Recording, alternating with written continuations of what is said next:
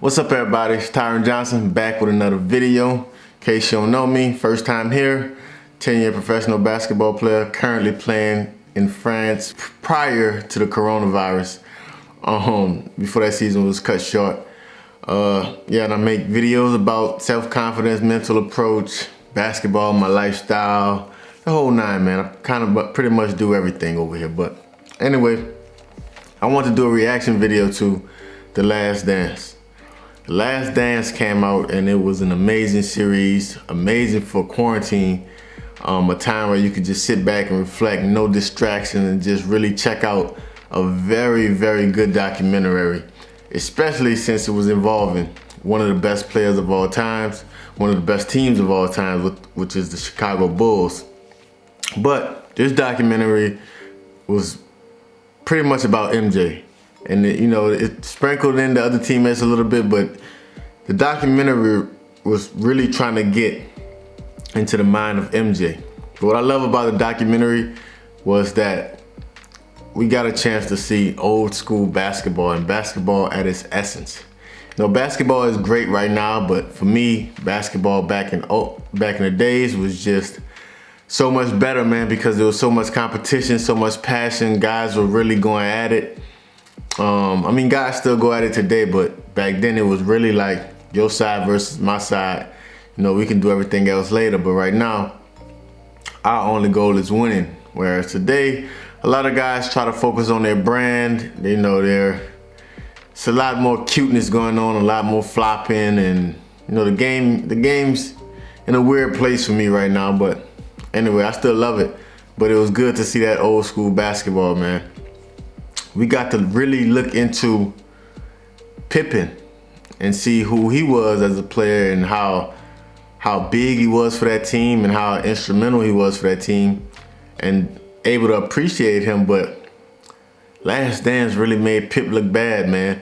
Well, that's what a lot of people are saying, but Pippen really did those things. So you don't want to go back in the game because the player's not called for you? Come on, man, that's whack. It's some gangster shit to do, but that's still whack though. If you know what I'm saying? You just basically quit on the team. And you don't know how that would have went. That player might have not gotten open. You could have made a cut, got to the ball. You probably still would have got the ball anyway. Plays don't always go as planned. So, that showed me a lot of high maintenance coming from him.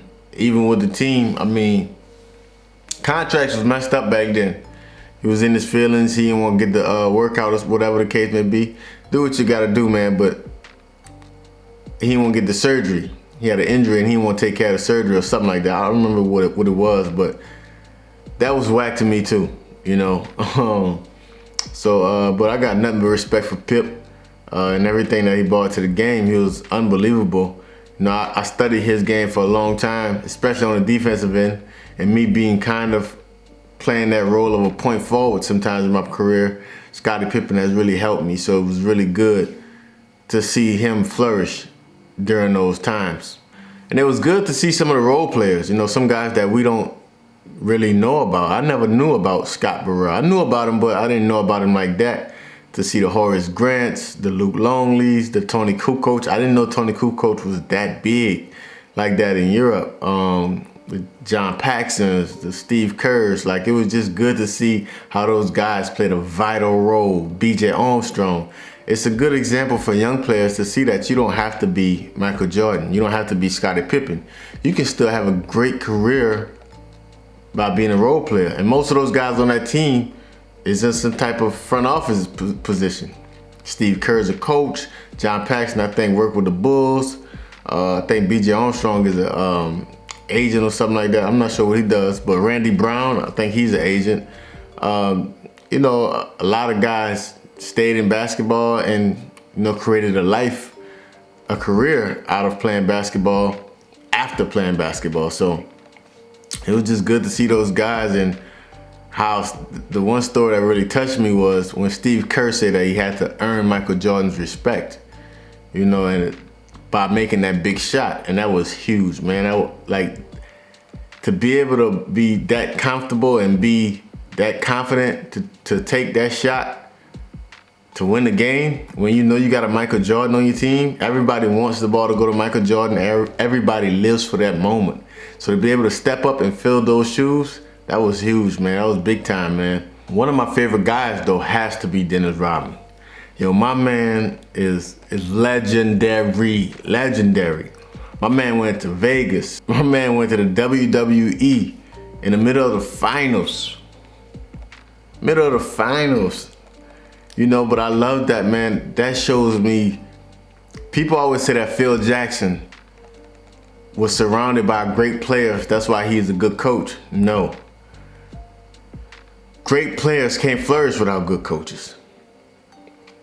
That's just the bottom line. Yes, he had Kobe, he had Shaq, he had Jordan, he had Pip.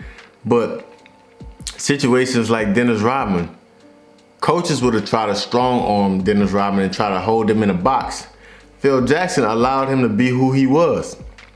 Long as he bought what he bought to the team that night during the game and bought it in practice, Dennis, I'm gonna let you be you. You know, it's not a good look for the team. Your hair is green. You know, you're coming in, all kind of the off-court antics. But at the end of the day, Rodman was big for that team, man. Rodman was very, very essential for that team. You know, on the defensive side and on the offensive side by getting them extra possessions.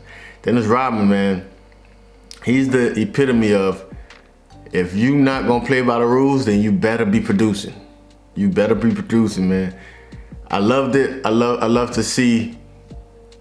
I really enjoy seeing the power of Phil Jackson. You know, just changing the dynamic of that team and, you know, bringing little things like the yoga and working on the mind and the brain to focus on basketball and studying film and allowing people to be who they are. Even though he said, you know, a few times he might have told Michael Jordan to tone down the trash talking a bit, that was still good, man. It just was amazing to see that, you know, even the best coaches has to sacrifice some of their power so that they can get the most out of their players. And I think a lot of coaches don't understand that. A lot of coaches have their way or the highway, and it creates resentment with some of your best players and even your role players. So that was big. That was amazing to see. What would have been interesting for me though was I wonder how all of this would have played out during the social media era.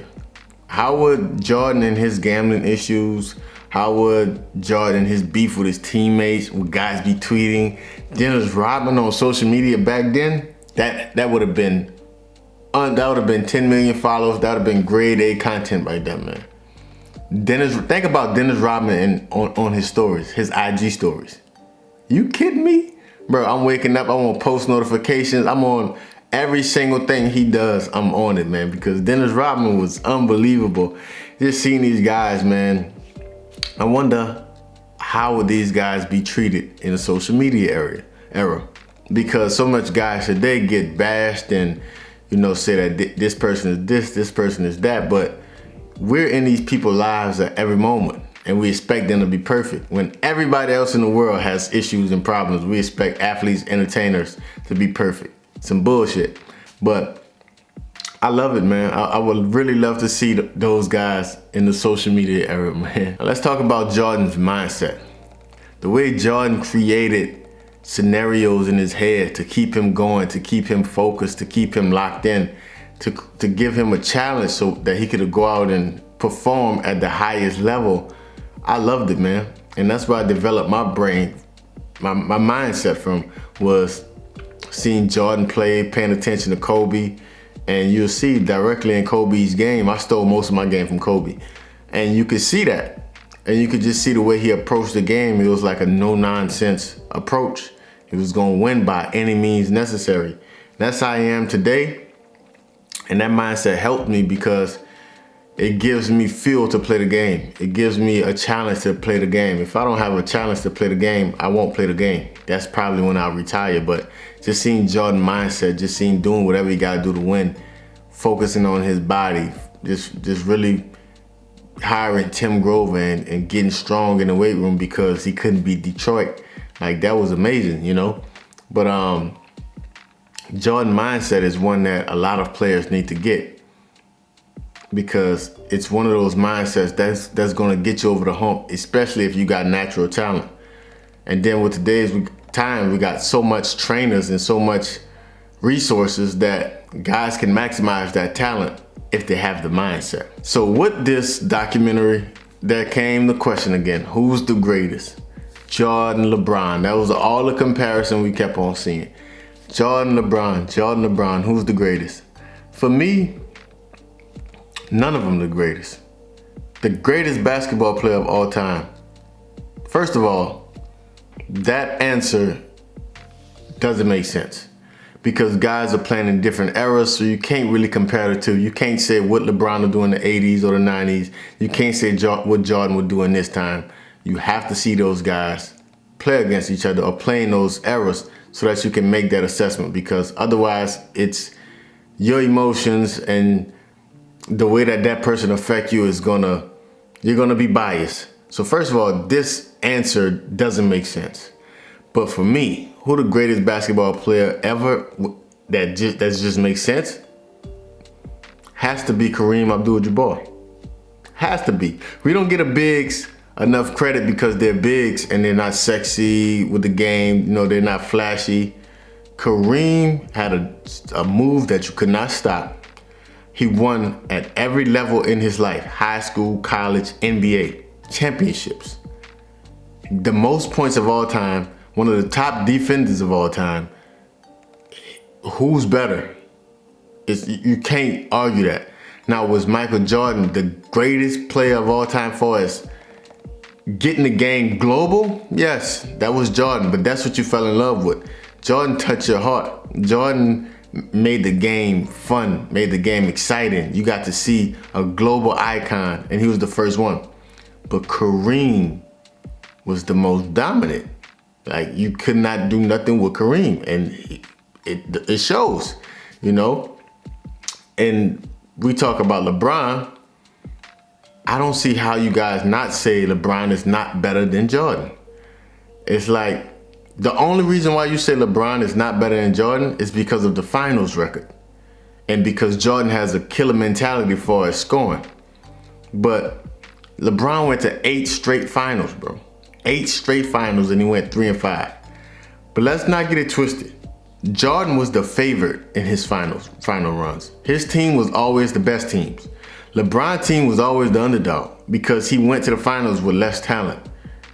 Now, that one series against the Mavs, they were supposed to win. They had the upper hand. He lost that one. But most of the time LeBron went to the finals, he was the underdogs.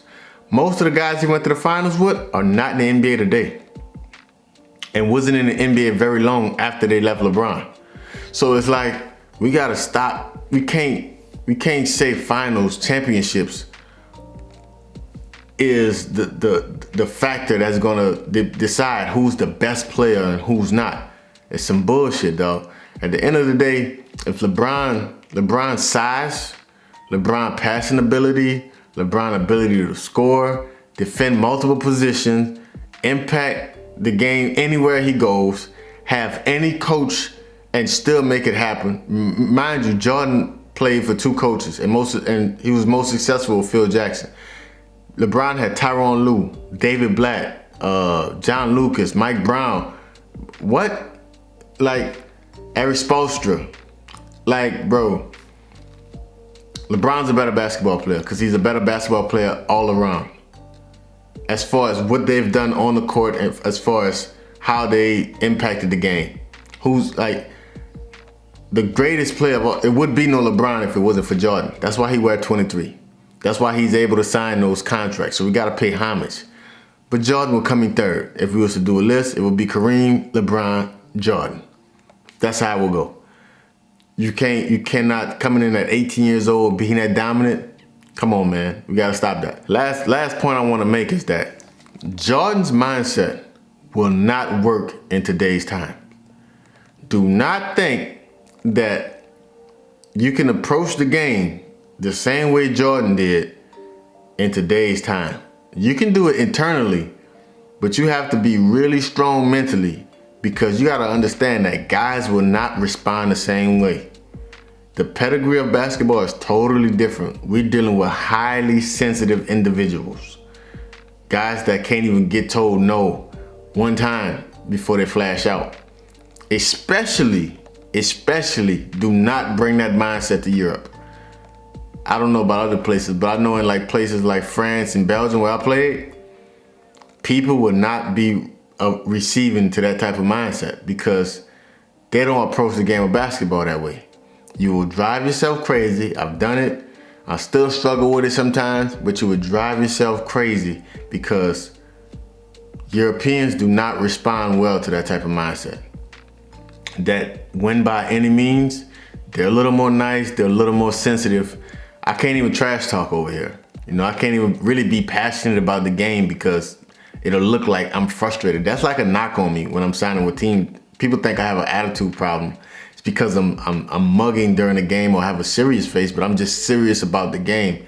But that don't translate well to guys over here. So you can have that, but keep it internally because you're gonna mess yourself up. You're gonna be pissed that these guys don't have the same mindset as you. You're gonna be pissed that these guys don't take the game as serious as you do. Cause you know, a lot of us that come over here, we come out the trenches. So when we come here, we're not coming here to play no games. These guys don't come out the trenches. These guys' lifestyle is totally different. You know, they don't come out of impoverished and systematic racism and all of that. They're not stereotyped that much like us. So what I'm telling you is that if you got the same color skin as me and you got a Jordan mindset, you better change it because it ain't gonna work. Now, if you white, just being honest, you got a chance. They'll call you a hero. It's not fair, but that's just the reality. And it sucks, but that's just how it is, man. Don't let that can really kill guys' careers because guys are so passionate. It messes them up. Like, you gotta keep that passion, but you gotta find a way to internalize that, and then you'll find a team that accept that. You know, like when I came here my first year, they didn't accept it. But my second and third year, they understood who I was and understood my intentions, and it was totally better. You know, I was able to be myself a little bit. But it still was fun, you know. It's gonna be tough if you try to come over here and just try to do that from the beginning. You gotta really prove yourself, you know. So that's my thought about The Last Dance, man. Great documentary. Once again, learned a lot of things I didn't know about. I like to see those type of things, especially about basketball documentaries, because I like to know the mindset of these guys. Besides that, man, end of this video. Thank you for watching. It's kind of long, no cuts, just going straight through it. Hope you guys enjoy it. And please like or subscribe to the channel and share this with your friends so we can get some debates going on. Leave your thoughts in the comments. I'm gonna comment back. I respond to every comment. And that's about it, man. Live a truth life, make them pay. We out.